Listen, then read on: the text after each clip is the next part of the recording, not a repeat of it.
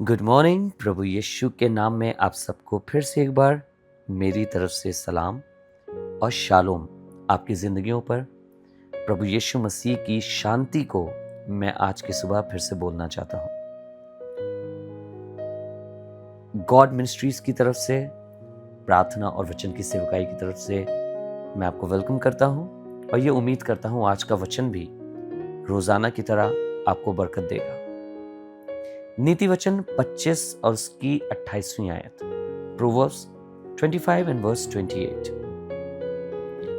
जिसकी आत्मा वश में नहीं वो ऐसा नगर के समान है जिसकी शहरपना नाका करके तोड़ दी गई हो। पुराने जमाने में हर देश में, हर मुल्क में आज भी एक ऐसी सिक्योरिटी होती है, एक सरहद होती है जहां पे वो मुल्क या वो सिटी या वो कंट्री या वो देश अपनी सारी ताकत लगा के रखता है ताकि उनके देश में कोई बाहर से आने ना पाए, कोई ऐसी बात ना हो जिससे उनके देश का नुकसान हो। बॉर्डर्स सेफ रखते हैं एक देश को। पर बाइबल में लिखा है जिसकी आत्मा उसके वश में नहीं वो एक ऐसे नगर के समान है जिसकी शहरपना नाका करके तोड़ दी गई हो। शहरपना तोड़े जाने का मतलब यह है कि अब उस शहर की कोई सुरक्षा बाकी नहीं रही, उसकी बाउंड्रीज तोड़ दी गई हैं, उसकी जो प्रोटेक्शन था वो हट गया है। और ये दशा बताई जा रही है कैसे मनुष्य की जिसकी आत्मा उसके वश में नहीं रहती। इंग्लिश में लिखा है proverbs 25 and verse 28, He that hath no rule over his own spirit is like a city that is broken down and without walls. Self control, ये परमेश्वर की आत्मा की बात नहीं कर रहा है। इसे ध्यान से सुनिएगा, क्योंकि हम में से कोई भी ऐसा नहीं है जो खुदावंत की आत्मा को कंट्रोल कर सके, जो पवित्र आत्मा को कंट्रोल कर सके। ये बात अपनी आत्मा की हो रही है, सेल्फ कंट्रोल की हो रही है। जिस व्यक्ति के अंदर सेल्फ कंट्रोल नहीं होता, जो अपने आप को नियंत्रित नहीं रख सकता, जो अपनी आत्मा को संभाल नहीं सकता, विपरीत परिस्थितियों में, ऐसे समयों में जब आपको जरूरत है पेशेंस की, जो रख नहीं सकता अपने आप को संभाल के, वो ऐसे व्यक्ति के मानंद होता है, ऐसे नगर के मानंद होता है जिसकी शहरपना तोड़ दी गई हो। फर्क नहीं पड़ता हम कितने बुद्धिमान हैं, कितने अच्छे हैं, पर अगर हमारे अंदर सेल्फ कंट्रोल नहीं है, अगर हम अपनी आत्मा को वश में नहीं रख सकते, तो किसी भी रीति से हमारा जीवन सुरक्षित नहीं है। हमारा आत्मिक जीवन, हमारा शारीरिक जीवन ही सुरक्षित नहीं है, क्योंकि हमने सेल्फ कंट्रोल नहीं सीखा है। A man who doesn't have control on his spirit, or a man who doesn't have a self control, is like a city without its wall.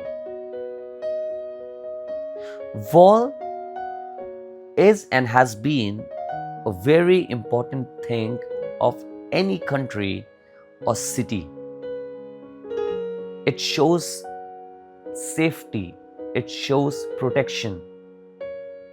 When there's no wall, anybody can come in. We can look at our homes or at our houses. Our houses have walls. Why do they have walls? So that nobody can look inside your house. Nobody can enter in.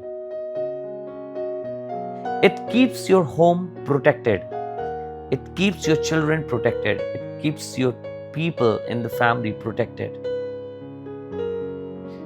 But this is what the Bible is saying. The Bible is saying the person who doesn't have a self-control is like a city without walls. It means a person who doesn't have self-control, he is like a city which is open without protection. Self control is a protection. Keeping a spirit in control is a protection. There has been and there will be times when you would like to do a lot, but at that time you need to hear the voice of God and keep your spirit in control. Now I want to tell you, I am not talking about the Spirit of God. No one of us can keep the Spirit of God in control. In fact, the Spirit keeps us in control. But I am talking about our spirit, our self-control. We need to have self-control. हमारे अंदर हमें अपनी आत्मा को control करने की आवश्यकता है, अन्यथा हम उस शहर के मानंद हो जाएंगे जिसकी शहरपना ना हो। आइए दुआ करें और कहें, परमेश्वर हमें शक्ति दीजिए, बुद्धि दीजिए, सामर्थ्य दीजिए प्रभु, कि हम सेल्फ कंट्रोल अपने अंदर ला सकें। पिता परमेश्वर, हम धन्यवाद करते हैं आपके वचन के लिए प्रभु। आपके वचन ने एक बहुत खूबसूरत बात हमें सिखाई, सेल्फ कंट्रोल के बारे में। धन्यवाद करता हूं खुदावंद, आपका कलाम हमेशा हमें जागरूक करता रहा है, सिखाता रहा है। आज चाहते हैं प्रभु अनुग्रह कर कि आपका ये वचन हमारे अंदर वास करे, हम अपनी आत्मा को प्रभु कंट्रोल कर सकें, अपनी चीजों को कंट्रोल कर सकें, अपनी आत्मा को वश में रख सकें। हालात जब बिगड़ते हैं, चीजें जब खराब होती हैं, प्रभु हमें सिखा कि हम अपनी आत्मा को वश में रख सकें और आपके अधीन बना सकें, अपने जीवनों को, अपने शरीरों को आपके अधीन बना सकें। प्रभु आज हमें सेल्फ कंट्रोल की सामर्थ से भर दीजिए। कई बार रिश्ते इसीलिए बिगड़ गए हैं, घर इसीलिए बिगड़ गया है, हालात बिगड़े हैं क्योंकि सेल्फ कंट्रोल नहीं है। तो प्रभु अनुग्रह कर कि हमें सेल्फ कंट्रोल दे। प्रभु यीशु के नाम से पिता धन्यवाद के साथ मांगते हैं, आमीन। आइए मिलकर ए हमारे बाप की दुआ बोले। ए हमारे बाप, आप जो आसमान पर हैं, आपका नाम पाक माना जाए, आपकी बादशाहत आए, आपकी मर्जी जैसे आसमान में पूरी होती है वैसी जमीन पर भी हो। हमारी रोज की रोटी आज हमें बख्श दीजिए। जिस तरह हम अपने कसूरवारों को माफ करते हैं, हमारे कसूरों को माफ करिए। हमें आजमाइश में ना पड़ने दीजिए, परंतु बुराई से बचाइए, क्योंकि बादशाहत, कुदरत और जलाल हमेशा आप ही का है। आमीन। God bless you people of God. जरूर से इस वचन को स्मरण रखें, एक दूसरे के संग शेयर करें, बांटें, अपने परिवारों में बांटें। खुदावंद आपको इसके द्वारा आशीष दे। God bless you.